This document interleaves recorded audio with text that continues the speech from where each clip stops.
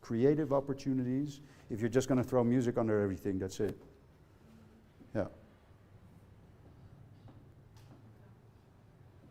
Yeah. Okay. Other questions regarding this? Then very quickly, I got a second one as well. And this is preparing for directors. Yeah? And preparing for directors, there are some essential things that you guys should be doing right now. And if we would have more time, or if I would be a better time planner, or if I would have had a first assistant at me last night at midnight when I was prepping this, yeah, then we would have done an exercise with this as well. But you guys just need to start working on this yourselves. Yeah. Write for yourself an artist statement and a creative vision. If you have never done it, then write at least 2, yeah? At least 2 drafts of these. Because by writing an artist statement, you're going to make clear for yourself, what do I want to do with my art? Yeah? What do I want to do with my stories in general? And then your creative vision specifically for this project. What do I want to explore here as an artist? What techniques, what ways of dealing with my characters? What ways of composing structure? What ways of working with certain types of cinematography, certain types of sound, certain types of editing? Especially when you're growing and developing, and hopefully for you guys this will never stop, because this will keep on making you hungry and wanting to do more projects. Yeah? You keep on refining these creative visions, and they change from project to project as well. Performance. If there's one thing that is, no doubt, is the power of rehearsals. Yeah? The only way to get better as a director in directing actors is having rehearsals. Offset. Offset. Not onset. Because onset, you are basically doing last-minute touches. Yeah? I have never seen onset rehearsals of the depth that I have experienced with actors in doing rehearsals for theater plays in a rehearsal room. The only way I have experienced that with actors was taking them to rehearsal rooms as if we were preparing for a theater play. Yeah. Blocking. You guys know blocking, right? You have already discussed blocking, also maybe in other master classes. Yes? No? Yeah? No?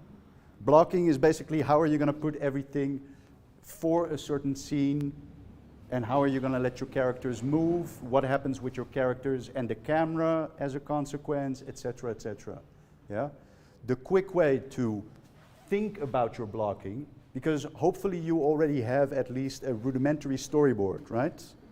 And then from that storyboard, you can think of floor plans, looking from above at whatever your location is of this scene, which can be interior or exterior, and just making a diagram.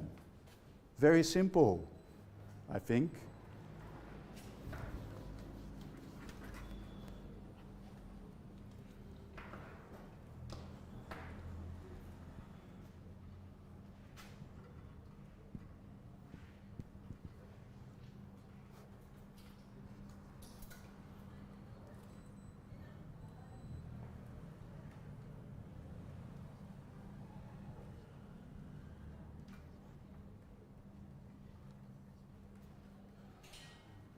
This would be a very quick floor plan of this setting, yeah?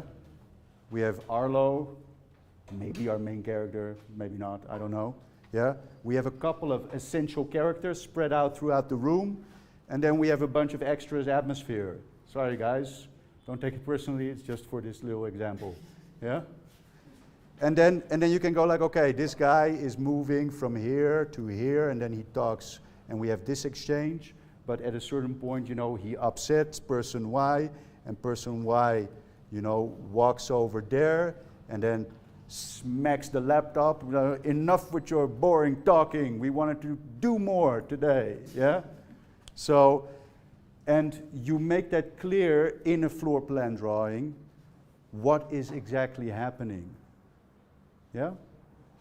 And then you can also start adding cameras to this, and adding cameras here, how you want certain things filmed. Yeah? And all of this is essential because it will help you also visualize your set dynamics. Yeah? Where do you want lights to be? Yeah? Where do you want, what do you want happening, especially when you work with extras, in what those extras are doing or not doing. Yeah? Super valuable. Of course you have a shot list, and of course you have a storyboard. And there's one thing that I want to introduce to you guys because I think it is essential, and I spend at least 3 classes in a full semester on only this one topic, coverage. If you haven't heard of it ever, let me explain it to you in less than a minute. Coverage is that I have different shots, yeah, in my storyboard. For instance, in this dialogue exchange, close-up of me, close-up of you, maybe a 2-shot with some extras in the background, yeah? And maybe, I don't know, like a moving shot as well, maybe on a crane or a jib or whatever, at a certain point in the scene. Maybe there's a little insert of your hand with the pen as you clench when I say things that annoy you, yeah? And maybe there's another insert, yeah? Those are the things that are in the storyboard. In the storyboard, it might be 20 shots, yeah? But we're not going to film that as 20 shots, obviously. When we talk about coverage, we look at our scenes and we look how can we cover all the shots that are in the storyboard in such a way that we generate as much usable footage as possible for our edits. Because in our storyboard, it might be that the dialogue moments are the ones that we see the characters. But if we film this part of the scene entirely with a camera set up here of the entire dialogue, you might wind up in your edit choosing exactly the opposite moments, only the moments that you're listening. Yeah? Yeah? And maybe the clenching has like this one moment, but when you start thinking about it better, you actually want the clenching to have like different elements so that you can use it at different parts of the scene. Yeah? When you think about coverage, you take the step from your storyboard to starting to think about usable footage in your edit as much as possible. And one big thing is super important for that, and that is distrust your own choices.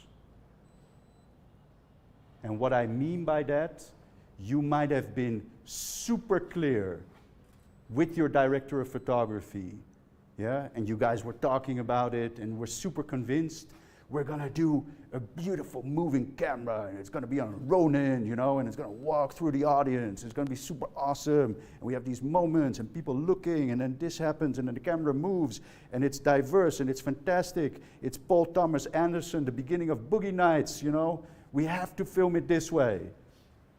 Distrust your own judgment, especially when you hear yourself say in pre-production, we have to shoot it this way. A mature director will listen to himself and will then go like, okay, we are going to shoot it that way, and we're also going to shoot at least 2 backup setups of the same part of the scene, yeah? So that we can still edit something if we decide that this grandiose camera movement was a beautiful exercise, but it doesn't work in the edit. Sounds familiar? Yeah? Yeah. What expresses your artistic vision and what is superfluous? What is essential for the story you want to tell and what is nice to have.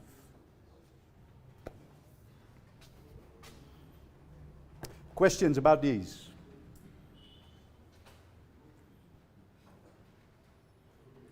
Yes. I would like to know when this short list comes in. Does it come in before finding the location? Because most of us use the online locations which are already existing. Yeah. So does it come in when you have already gotten the location or before?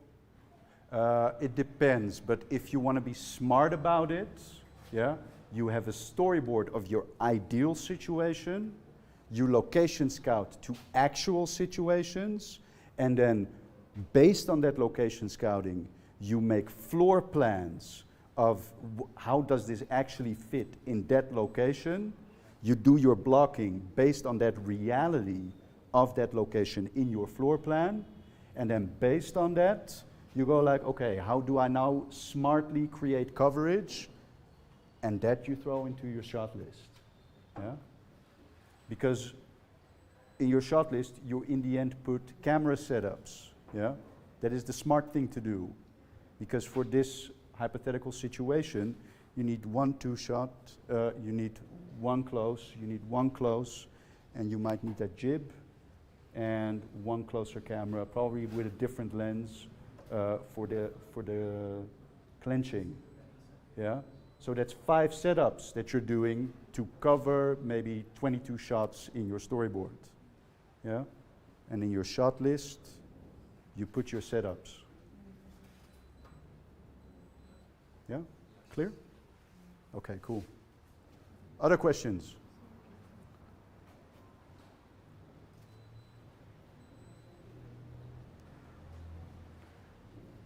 Sort of a question?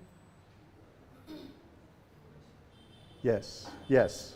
So my question, I don't know if it's related, but I'm kind of asking, how can I make my project more creative when it's majorly dialogue? How can you make your project creative if it's majorly dialogue? My answer to this is twofold. First of all, question if you need all this dialogue. And the reason for this has to do with something that I might have already discussed with Mark and with Timothy. And that is the question, and this is a creative development question as well. Don't underestimate your audience, and don't overestimate your audience.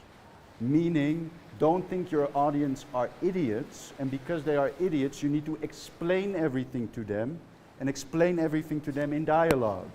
Yeah? Because your audience is smart. They're human beings, just like you. Yeah? Your audience might be around you right now. Yeah? They might even be filmmakers. Yeah? Don't overestimate them as well. And don't overestimate them. Don't think that they will understand things that basically super vague. Yeah? Connected to this is a very important thing about dialogue. Dialogue is action in words. Dialogue is action in words. The function of dialogue is not to explain and communicate story information to your audience. Yeah? Because you can do that by showing, not telling. Yeah? You just have to think a little bit more. Yeah? Don't take the quick fix. Don't take the easy route. Yeah?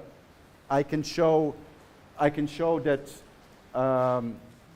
that we have already had this conversation 20 times, yeah, without actually saying that, yeah. Because you go, you know, it's a fight, yeah.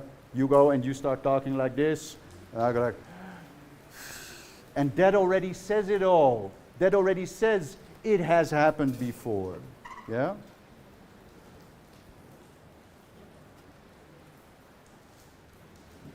Probably want to weed on your dialogue. Other questions?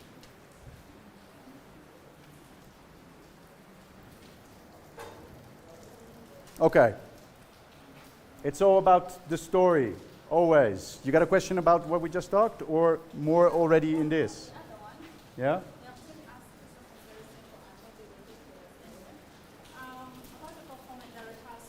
Yeah.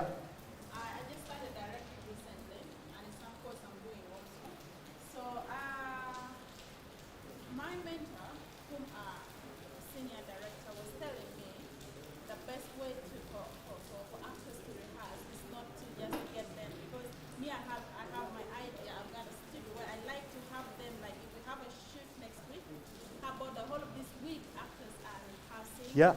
They're together like this. They're not going home. They're not distracted. They're nothing. Uh-huh. And it's like, no, the best way is if they can do it now and then they come back and tomorrow they perform and then next week they come and they perform, they are absolutely the best way. So what is your POV?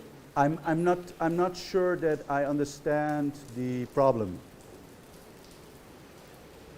Because you say, I gather them, and we create like sort of this artistic bubble around us up until the moment that we know what we want to do, and then we go and shoot it.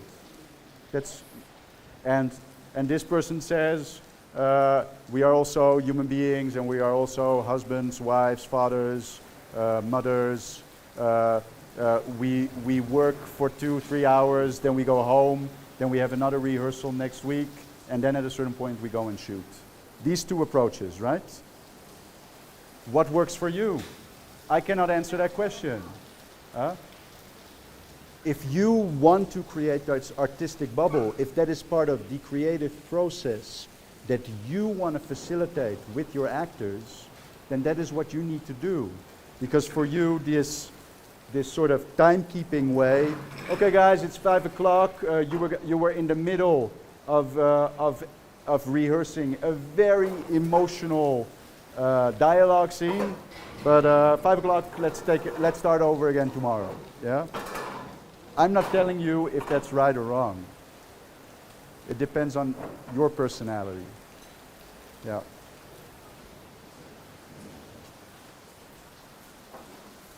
Okay. It's all about story, always, in everything that we do, in every choice that we make. 2 questions. You don't have to answer both. You don't have to answer either. But think for yourself, what are your biggest takeaways of today? And if they are, what are things we have not talked about at all that you want or need to get feedback on now, because else, otherwise the world ends, which it sort of looked like.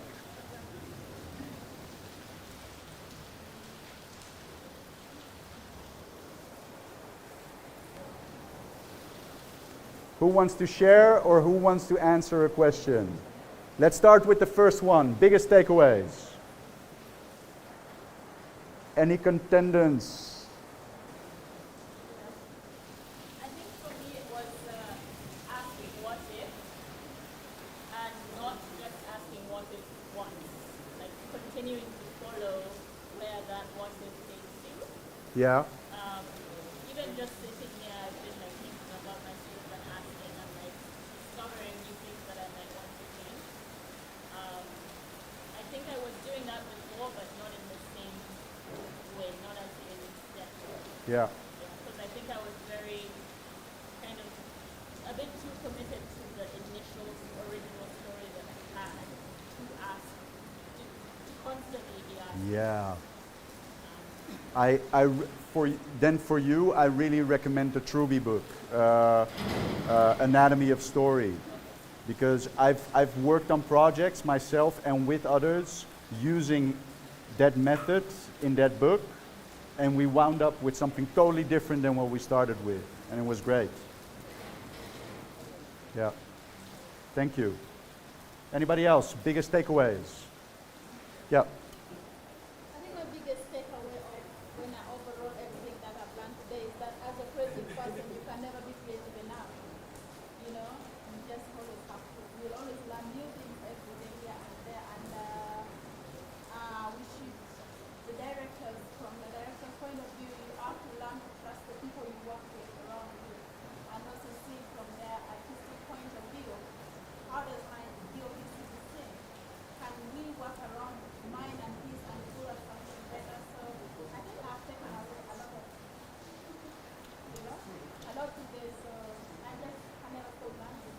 Fantastic. Thank you. Thank you. Anybody else? Yes. My biggest takeaway is that I don't realize that everything they do, whether it's in set or in production, A little loud. We have a lot of precipitation happening. So I was saying, I think I'm louder now. Yeah? Oh, you're getting a mic.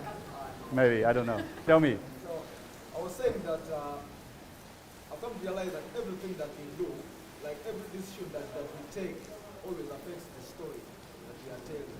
So we should always be very careful on what we decide to do. Yeah.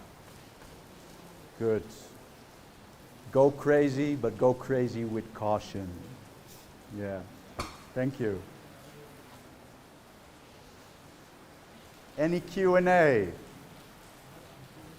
Things we have not talked about that we need to talk about now, otherwise you cannot continue working on your projects, or you will go home disillusioned going like, was this a master class, like for real? Yeah. You've talked about that you should write scripts when to the audience. It's not easy to recognize the structure, not so? We should write Yes. the audience not recognize it. Yes. But what I've noticed, it's very easy to recognize the structure in our scripts, and I'm asking how, because I've seen movies. Yeah. You say that in your illustration, now it's easy for me to recognize the common thing which Bilbo Baggins and Harry Potter have. Sure. After you showed the illustration, but I want to ask myself, how can I make my script not easily be seen the structure from the audience? Because I've seen movies, they start with the conflict. There are certain movies which start with the resolution. We start with the flash forward. Yes. There are certain movies which now I want to know the method. I know it's possible, but Yeah. I haven't talked about the method. Yeah. There's one book I can recommend.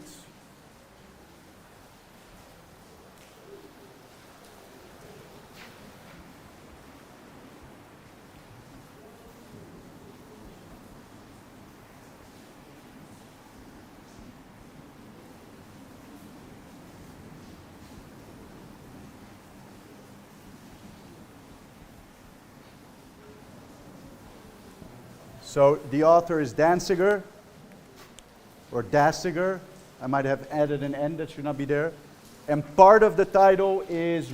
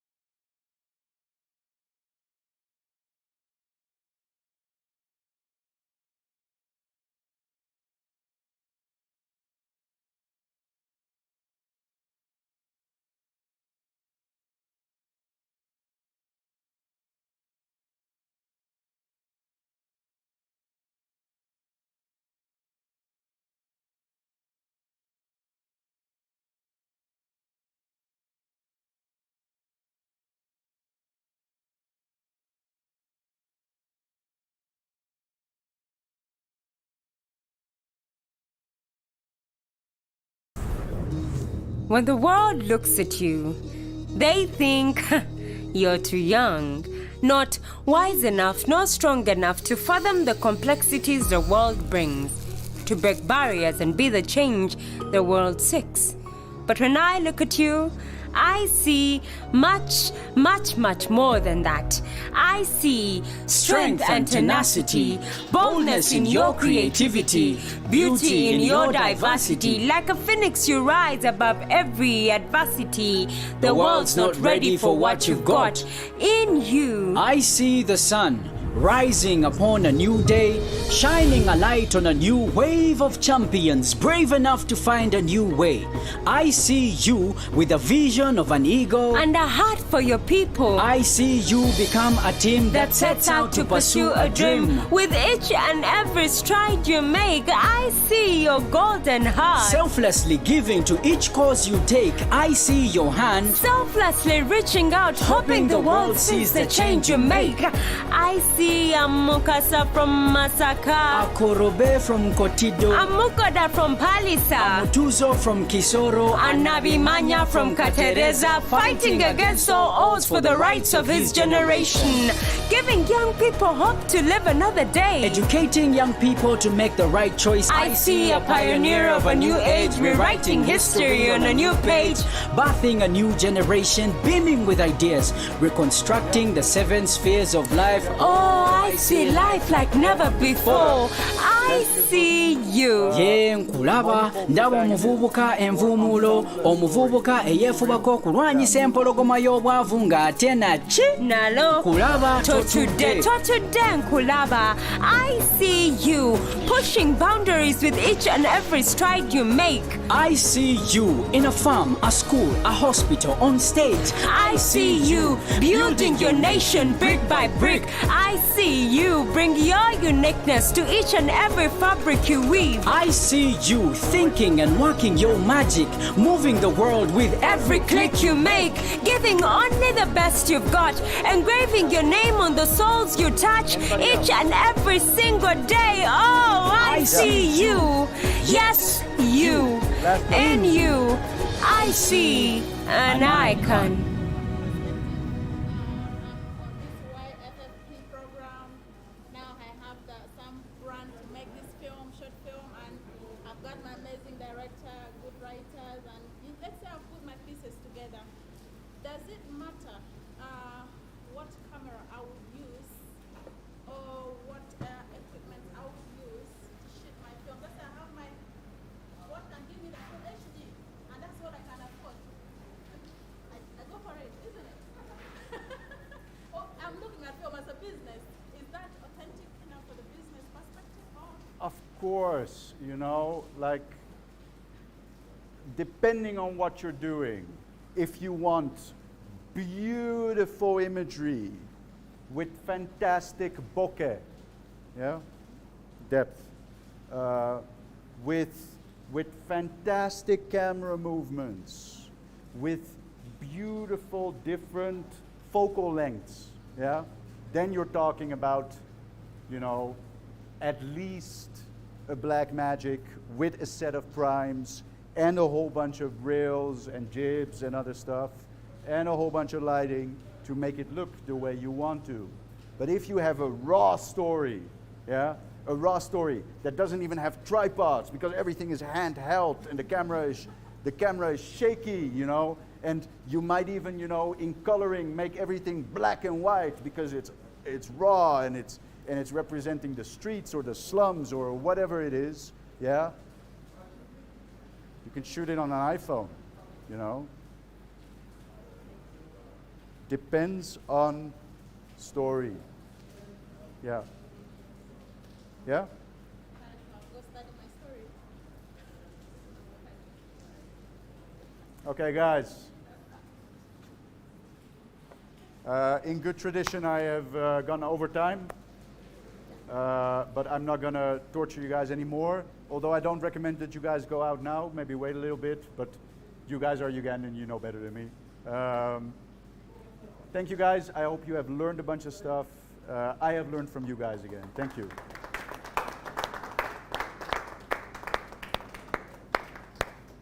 enjoy your day. Feel free to always contact me. And to the fellows and also the other people, I look forward to seeing your films. Thank you. All right, guys, good afternoon. It's been a pleasure having you guys join us today. For the fellows, I hope you realize that your stories are not yet ready. So whatever thing you guys do, because it's your story, and if people are watching it, they're going to be like, what? So if you feel that from this session your story could be done differently or better, in regular filmmakers tradition, you gotta put in the work. So yeah, to all the new participants who have just joined us, I hope are we able to have this presentation shared? Sure. So once we have this presentation, we'll be able to share it with you as well. So you can also probably share with some other friends of yours that you think can benefit from the program. We are planning for our next class, which will be next week, Friday. It's a class on showcasing Uganda's beauty through short film storytelling. We have a facilitator, it's called Eddie Kagutuzi. He's done a couple of stuff. He's currently residing in the UK, but he's best there, but he's Ugandan, born and raised. So that should be a very interesting class, and there is an exciting opportunity for that class as well. So look forward to seeing you and stay in touch. All right. And just another round of applause for Arlo.